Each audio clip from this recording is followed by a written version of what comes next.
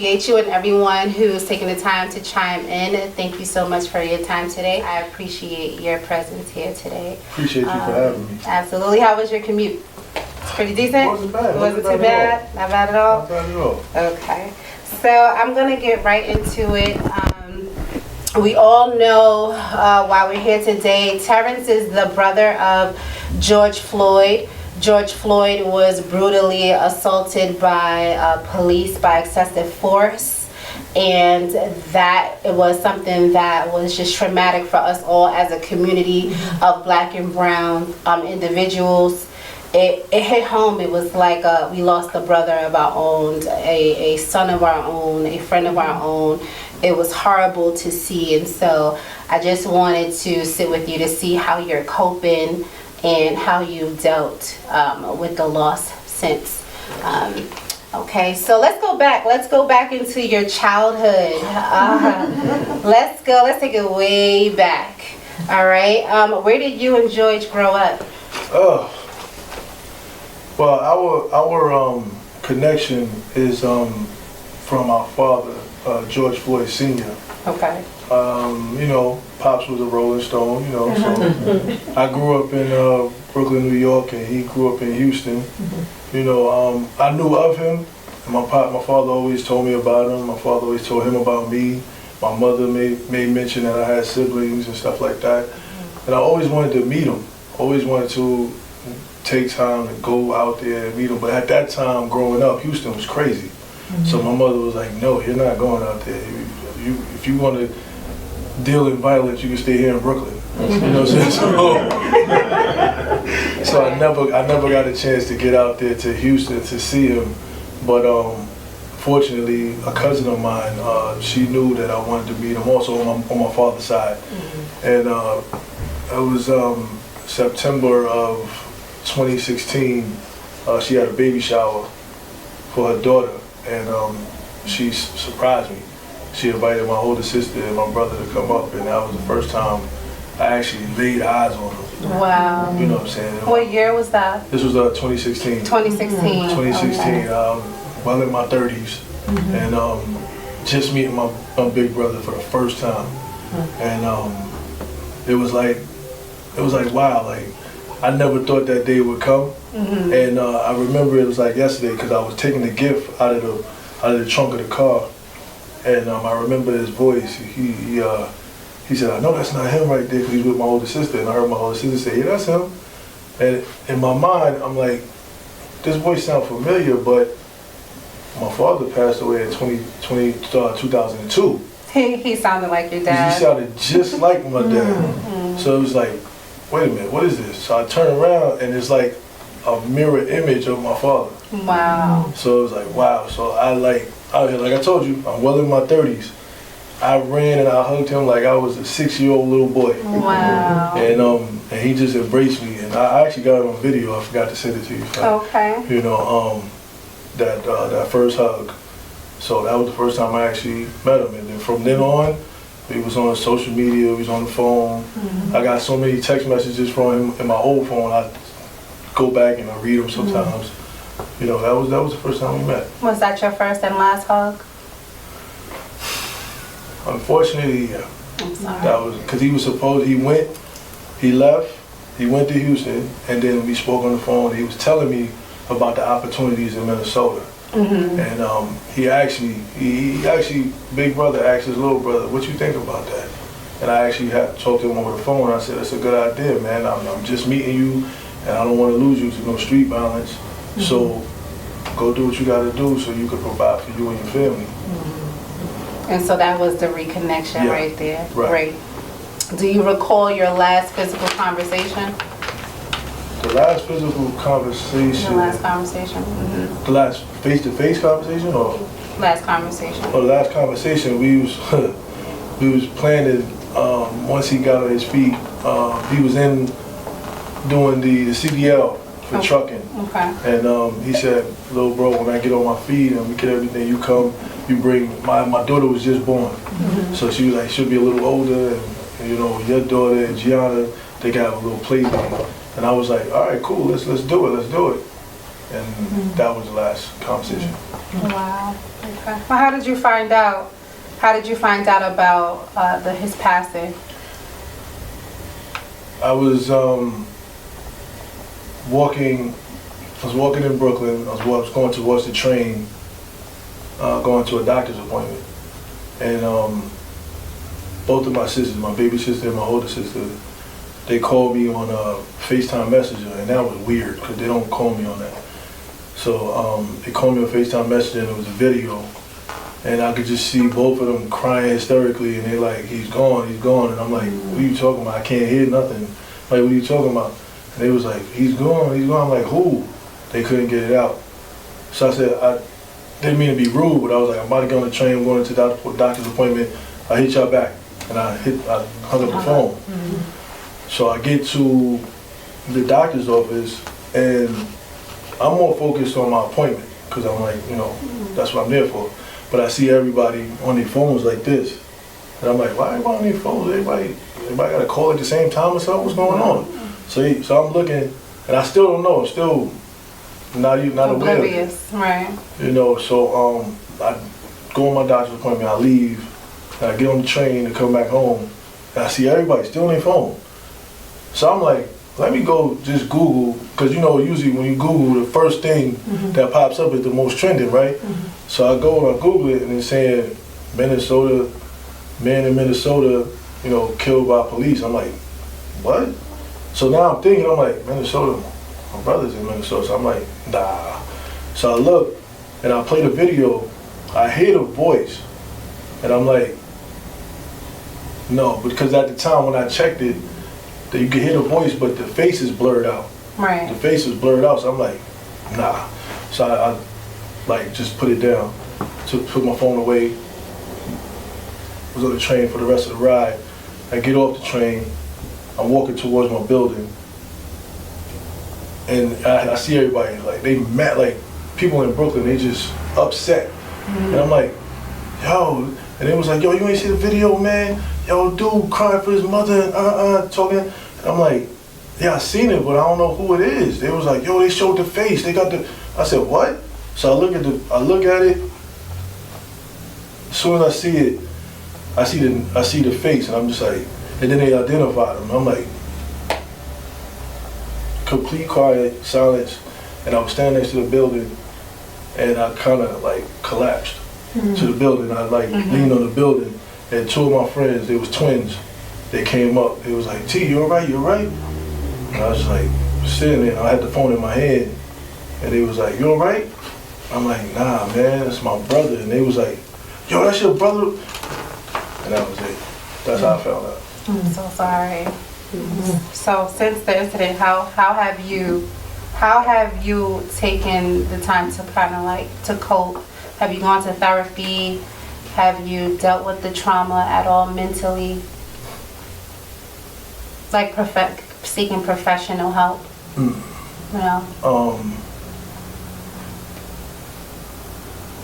Is it weird to say I don't know how to? Okay. Because everybody's going through something. Since COVID, right. Who can really, I'm thinking, who can really help me? Because y'all going through stuff, I'm going through stuff. Can you really encourage me and you going through something?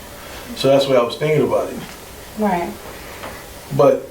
So what is your means as a black man, and I feel like in the African American community as a whole, it's very difficult to even look and seek out help, to admit that is a place that you need help, that you need healing. And so it's just like a stigma behind seeking mental health. And so I see that our community we're doing a lot more to kind of, help people to understand that it's important for you to seek mental help. For your mental health.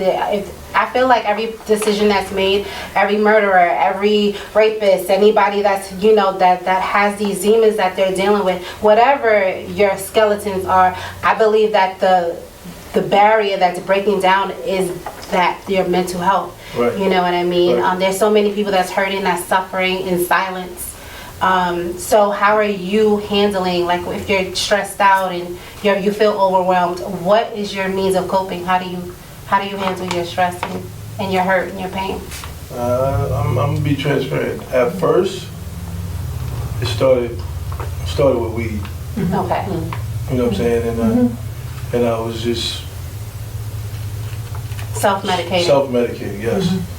And it wasn't until like I did that and I like just passed out.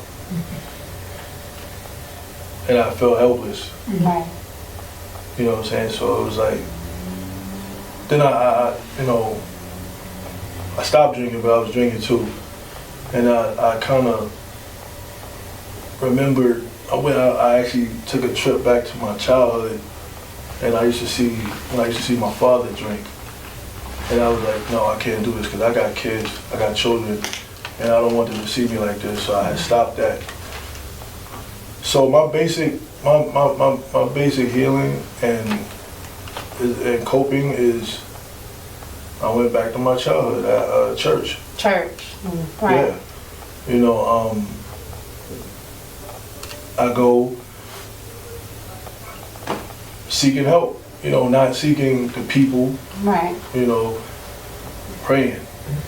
And as I do that, he blesses me to have conversations like this, which is also helping me. Right. Because growing up, I understood in church they tell you overcome by your testimony. Right. That's right. So the more I speak on it, the more it heals me as it's healing the people I'm talking to. Awesome. That's my go-to too. Yeah, prayer is my go-to. If I don't know how to do anything else, I know how to pray. You don't always know who to go to or how to seek help. Also, seeking help is not always affordable, especially if you're talking about seeking, professional help. Sometimes it's a matter of not having the right health insurance. It's a matter of not knowing where to go or having somebody that you can really connect with. I've sought out therapy and I didn't like my therapist. I thought that she was trying to just pin a label on me and I was ready to, what you talking about, man? Right. And so, Exactly. So it can be very difficult and it's really good to have a body of support. Yeah. And I feel like that body of support really is in our church homes and in our communities and with people that love us and know us and want to see us doing our best. Right.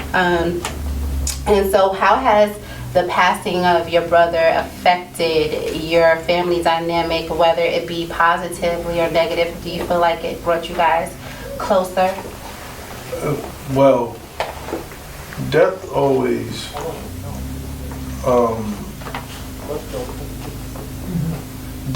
brings us closer, bring you closer, but it also causes division. Because certain people, they feel some type of way. And being that, I'm very transparent. I'm very transparent. So that we are a family. Hurting, right. And hurting. Right. And also, like I said, you have the father side and you have the mother side. So that's also plays a big part because, I got two sisters in Houston and I got one sister in North Carolina and it's me. That's the father side. But then you got the other siblings on the mother side. Or his mother's children. But like I said, I think about it like there's no division. We still share the brother no matter what. Right. We still share the brother. You grew up with him. You got the best of it all. I just met him. You know what I'm saying? And it makes no sense to be divided. So every time we get together, like whether it's a NAN convention or some type of family event, I make sure I show up. Right. Because if I don't show up, then they like, oh, he was just talking. It is division. No, I'm gonna show up. I'm here. What's going on? How you doing? Right. I'm still here. We still fighting together. So it's brought us together in that sense. And the division was at the beginning, but it's starting to mend. Okay, good. Do you feel like they feel any type of negative feelings toward you advocating now for him, and taking, because there was a instance in one of your interviews where you said your silence is like violence, and so now you're a cultural activist. I want you to tell us what that means to you, but before that, do you feel like they had any negative emotions toward that, being the fact that you guys were, your relationship was new and things like that? Did they have anything to say about? Oh, of course. Of course. It started off with, who is he? Who is that? Right. Where did he come from? But that was all nipped in the bud at the Houston funeral, because that's the hometown. So I went to the hometown and addressed it. I am his brother from his father, our father. You know what I'm saying? May they both rest in peace. And my older sister Tanya, she's like the glue to everything. She'll let you know the whole storyline. Nice. Hi, Tanya. She'll let you know the whole storyline. What's in it, what's not supposed to be in it, what's supposed to be in it, but not in it. All that. Right. All the meat and potatoes, you get it from her. So she basically mended that whole rumor that that's not his brother. Where he come from? He in it for the photo ops and all that. How did that make you feel, though? Did it make you want to buckle, like, forget it, because they weren't receptive in the beginning? Did it? No. No? Okay, Because good. I really know who I am, and even when they did the DNA test, I'm sitting there like, I know who my father was. Right. Okay. So. Oh, they asked for a DNA? Yeah. Oh, okay. All of us. We all took it, not just me. Wow. We all took it, and I was sitting there like, I know who my father is. I'm comfortable. If it come back negative, then me and my mother got something to talk about. Right. So I did see in one of your interviews that you guys had planned for your daughters to have a play date, and I know that wasn't able to happen before he passed. Were you guys able to make that connection since? I'm trying. Okay. I'm trying, because it's like I said, there's still some politics.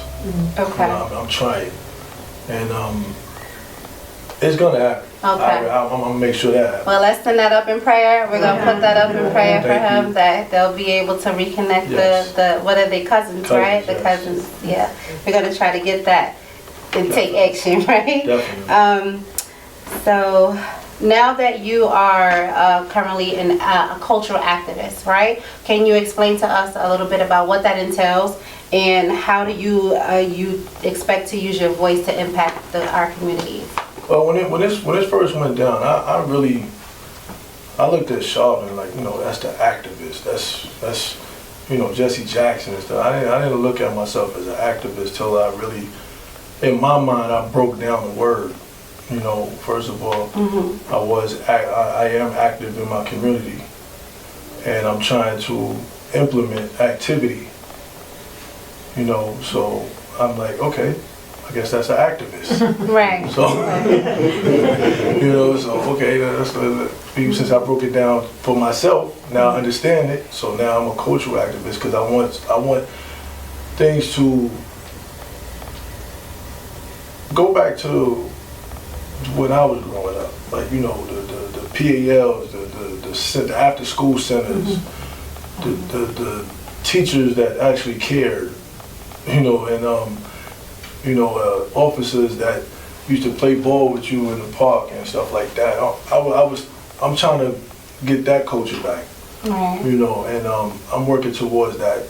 Like I said, like I was talking to my brother earlier, I'm talking to the NYPD, trying to implement certain programs and trying to implement certain programs. And I go to schools and I talk to them and try to get different, see what I can do about after school programs and extending it, or getting the funding to extend it, because now you got parents out there paying for after school centers. We never had to pay. Never. Yeah. that was city funding, you know what I mean? So I'm like, we need all of that back, because once that started dwindling, that's when the youth started going elsewhere for the fun, and the gang activity, everything started getting crazy. Right. So I want to bring those things back to our culture, to our community. Right. So you are, well, I think that's commendable. Whatever I can do to assist, out there in Brooklyn, here in Jersey, let's put our heads together, because I think that that's something that's fundamental. It should be provided by the community, Right. should be funded. We lost a lot of funding. And so whatever I can do to help in those efforts, I'm more than happy to help. So you are... You're doing it right now. The social media is big. Thank you. Social media is big, and that's the way we get the message out. So you're definitely doing it. Yeah. Well, Godspeed. You're amongst an unfortunate group of individuals who have lost loved ones due to police brutality, excessive force, and abuse of power. What would you like to say to the families that are right now struggling with grief? What advice or support would you offer them? Well, I definitely show support to a few of them. Fred Cox's mother, Sean Bell's family, Eric Garner's family. I'm always trying to show them support whenever they have events, whenever they need me to come through. I'm trying to show support, so I'm definitely there for the support. I can't. When it comes to advice, most of them, I'm a beginner in this because they've been since 2014. Right. So my only thing is just I can just support you. I can be there for you. I can pray for you. Whenever you need me to pray or show my face, you'll see my face. I'll be there. Right. And that's all I can really push out there to offer them. Prayer helps. Yeah. But when it comes to grief can really put you in a place of depression. Oh yeah. It puts you in a place where you don't really understand how you're feeling, and you don't know how to relieve the pain. You don't know how to release the stress, and so it sits, it festers, it tampers with your health. It affects your health physically. Some people either lose weight or they overeat. Right. So if you are not feeling like yourself, all that I can ask for you to do is to seek help. Speak to somebody. Your life matters. You matter. We need you. You are still here, so that means that the Father still wants to use you. You have a purpose, and we also understand that none of us are going to be here forever. That's number one. And at the end of the day, you want your presence here to matter. And so I would say to pray and to learn how to really give it to God. Put on some worship music, praise Him anyhow, and I pray that the Father gives you peace that surpasses your understanding, because there's going to be so many things that happen that we just do not understand, that we cannot fathom, but He is our peace in our lack of understanding. And so I do pray that He gives you that. I'm sorry, I'm getting emotional. No. That's what I said. This is therapy. When we speak, you speak yourself into healing, and that's what I feel. Yeah. So a lot of these talks are not only just for me. It's for me, the audience, the person that's interviewing me. Is for everybody. Right. Because healing is universal. Yeah, it is. I remember when I found out about your brother's passing, it was very hard for me to deal with, and then not too long after that, I saw a young boy. He was stopped by police. He was maybe about 14 or 15 years old. I don't know if he was also allegedly he was stealing from a store, and the cop stopped him, wrestled him to the ground, took his face, smashed his face in the dirt, and it was just like situation after situation after situation. And I guess my question is what is their purpose? What are they dealing with internally? Why are their hearts so hardened toward us that they take every opportunity to use excessive force and brutality to be able to diffuse a situation that doesn't even necessarily need diffusing? Or, it just needs for you to be skilled to be able to put cuffs on. He wasn't fighting. He was 15 years old. His face is in dirt. I'm pretty sure he could barely breathe, and so what do you think is the reason behind so much excessive force and the brutality that we're experiencing against the police force? Well, from experience, even before my brother, the experience of me being in Brooklyn or being in the hood.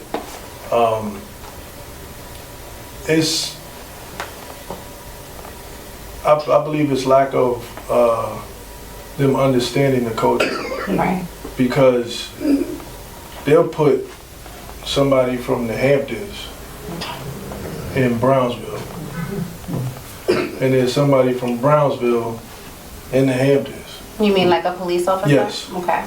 I'm sorry, yes, the officers.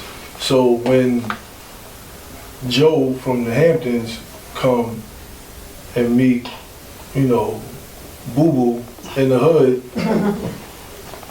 he's already mentally thinking about what he heard. You know, oh, they're this, they're that. You know, they don't understand the culture. Right. So they quick to put their hand on their gun, or what they thought was a taser. You know? Right.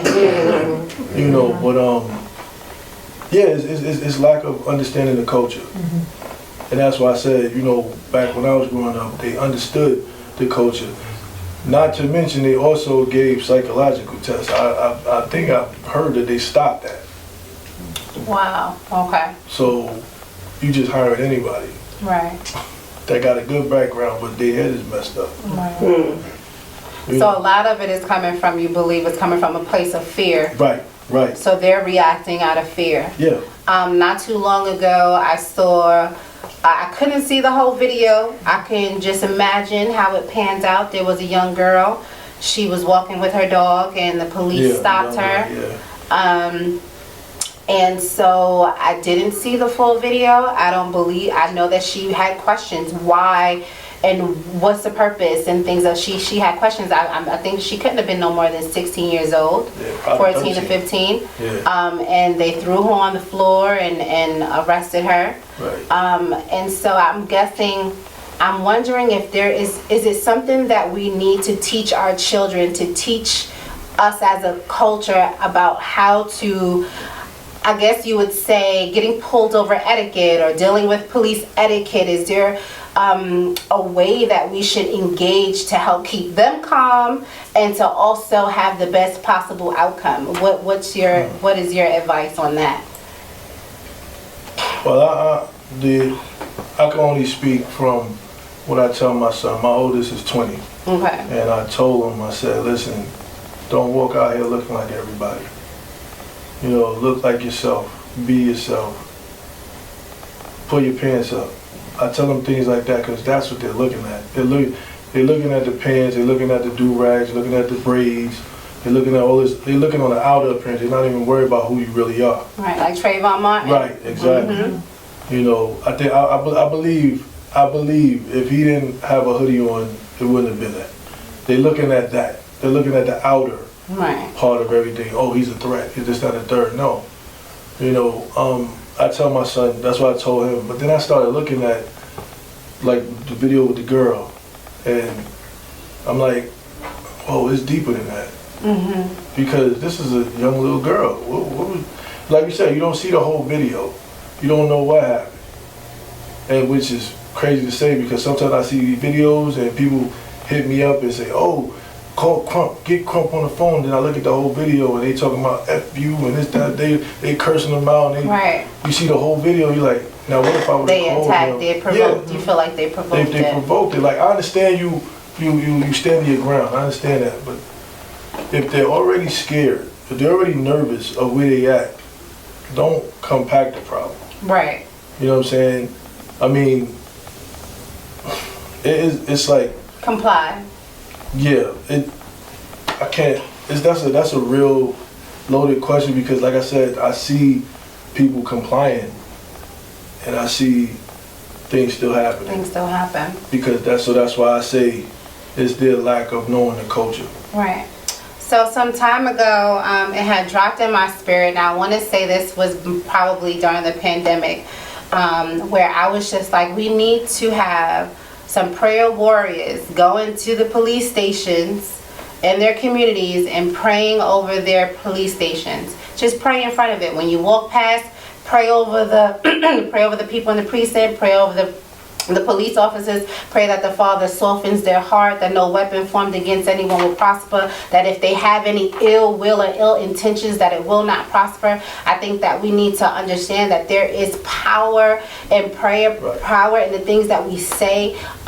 We also, I believe, you guys can cancel me if you like before I even get started, but I believe in angels. I believe that we have the authority to assign our angels, and I believe that they're not put to work enough, possibly. And so if we can start praying over our children, a hedge of protection over our children, and then also learning how to engage when you are dealing with police.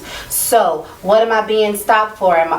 Do you believe that I stole? Would you like to check me? My hands are on my head. Is your camera on? Is your police camera on? Okay, well, my name is so and so. My age is so and so. I'm gonna get down on my knees right now and I'm gonna comply. Would you like to arrest me? Let them arrest you, because the least that they can do is arrest you and put you in the back of the car. The last thing that you want is for them to feel like they need to forcibly arrest you. Whatever the case may be, that too will pass. But allow for them to handcuff you, check you, search you, if that is the case. Now, if you are in a car, there's legal, things where they're not supposed to search your car, right. But make sure your hands are always visible. Make sure you're smiling. Make sure, like how they say if you see a bear, if you're confronted with an animal, that don't show them that you're fearful. Right.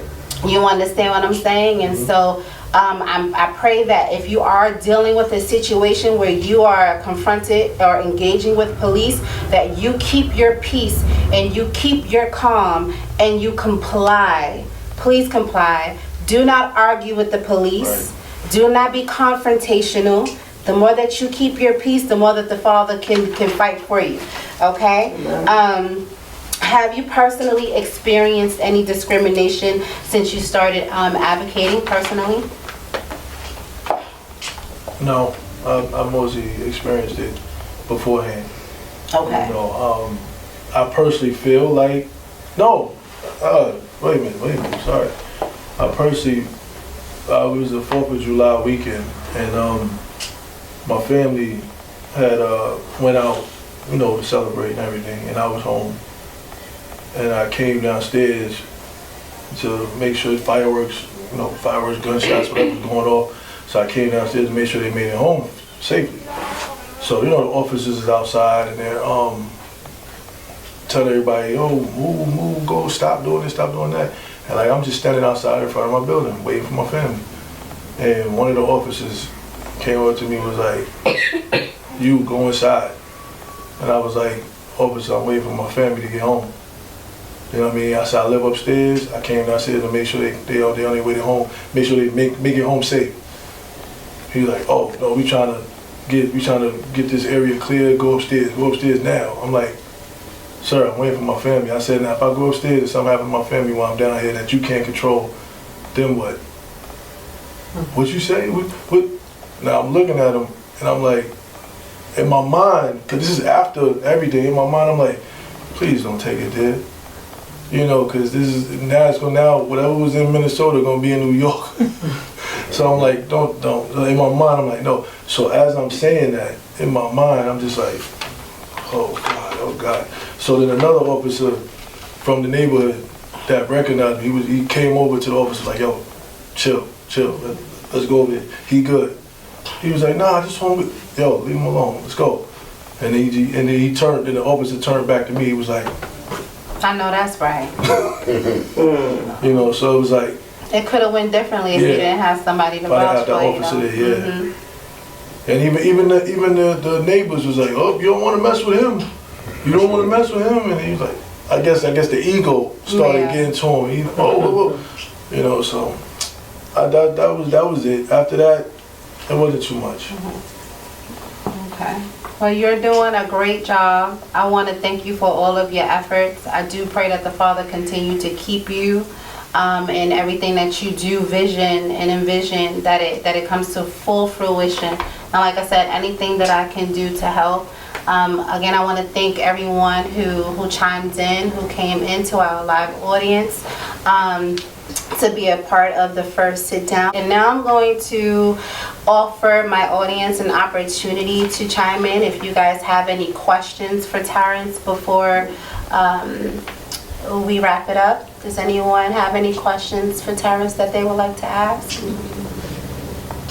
Anyone? He answered Okay, Mr. everything. You know?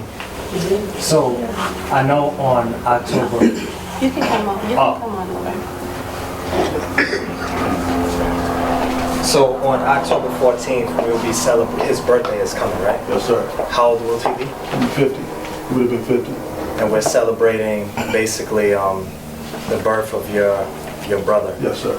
Is there a theme song, anything that we should be expecting? Oh yeah, yeah. You know, on October 14th, you could